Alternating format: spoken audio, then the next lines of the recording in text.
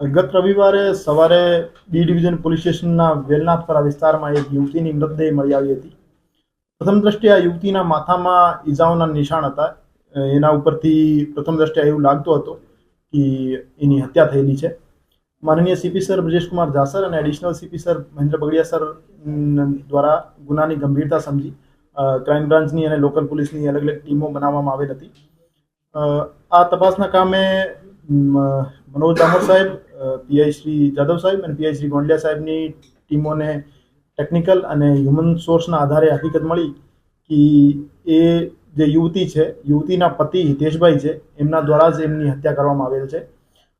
બનાવનું કારણ પૂછપરછ દરમિયાન એવું સામે આવેલ છે કે સ્નેહાબેનના લગ્નના તરત જ પછી એમના વચ્ચે બંને વચ્ચે અમુક વસ્તુઓને નાની નાની બાબતોને લઈને માથાકૂટ ચાલતી હતી અને હિતેશભાઈ એના ઘરકંકાસથી કંટાળી ગયા હતા અને સ્નેહાબેન નાની નાની વાત ઉપર એના ઉપર શંકા કરતા હતા. વારંવાર એમને વિડીયો કોલ કરતા હતા અને એને લોકેશન બાબતે પૂછતા હતા અને પોતાના સાસુ સસરા બાબતે ગાળી ગલોચ કરતા હતા.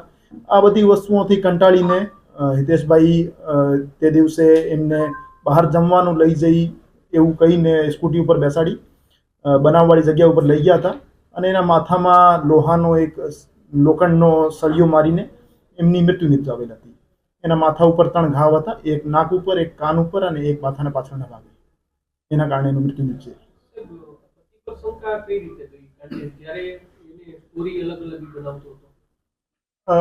એમના પતિ દ્વારા હત્યાનો બનાવ આપેલો કારિત કર્યા પછી જે મરણ થનાર છે એના ઘરનાઓને સંપર્ક કરવામાં આવેલ હતો કે તમારી બહેન ઘરેથી નીકળી ગઈ છે પાણીપુરી ખાવાનું કહીને અને મળતી નહીં.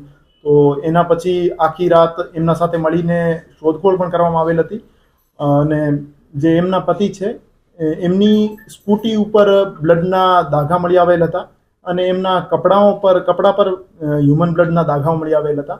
એના કારણે પ્રથમ દ્રષ્ટિએ એના ઉપર શંકા ગઈ અને પછી પૂછપરછ દરમિયાન એમના દ્વારા કબૂલ કરવામાં આવેલ હતું કે એમના દ્વારા જ હત્યા કારિત કરવામાં આવેલ છે. 3 વર્ષનો લગ્નગાળો છે અને લગ્નગાળાના શરૂઆતથી જ એમના વચ્ચે નાની નાની બાતોને લઈને મનદુખ ચાલતો હતો. આરોપી દ્વારા સમગ્ર પ્લાનિંગ કરવામાં આવ્યું. મોબાઈલ છે આ બેન ઘરે મૂકીને ગયા હતા, પછી આખી મનગળત સ્ટોરી કરેલી હતી. આરોપી જે છે એને લાંબા સમયથી પ્લાનિંગ કરેલ હોય એવું હજુ સુધી પ્રાથમિક પૂછપરછમાં સામે નહીં આવ્યો. તે જ દિવસે એને 3-4 વખત જે મરણ થનાર છે એમના દ્વારા કોલ કરવામાં આવેલ હતા કે તમે મને બહાર લઈ જવાનું કહેતા હતા સવારે અને હજુ સુધી ઘરે કેમ નહીં આવ્યા, તમે ક્યારે આવશો?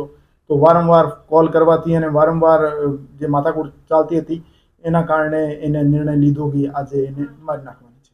એક સીસીટીવી સામે આવ્યા હતા કે જેમાં મહિલા બહાર જતી દેખાય છે. તો એ સમયે ક્યારે કીધી અને આ ભાઈ છે એ ક્યારે પોતાના ઘરેથી અને બહાર લઈ ગયો? એ જે આરોપી છે, આરોપી પોતાના કારખાને ઉપર હતા. તો ત્યાં એની જે વાઇફ છે મરણજના સ્નેહાબેન, એમના દ્વારા એમને વારંવાર કોલ કરવામાં આવતા હતા અને ફોન ઉપર ગાળાગાળી પણ થઈ અને મા બેનની ગાળો બોલી એનાથી એને ગુસ્સો વધી ગયો અને કારખાનાથી જ એક લોહાનો સળિયો લીધું અને એમને કીધું કે અમુક સ્પોટ ઉપર તમે આવી જાઓ, પછી આપણે બહાર જમવા માટે જઈએ. અને ત્યાં સ્કૂટી ઉપર બેસાડીને આવાવરૂ જગ્યા ઉપર લઈ ગયા અને પછી એમના માથા ઉપર વાર કરી.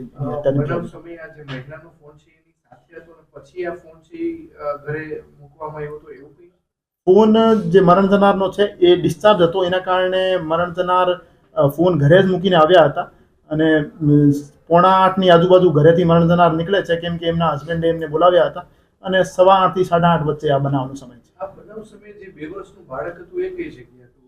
પત્ની મૂકીને આવી હતી કે પતિ મૂકીને આવી ગયો હતો?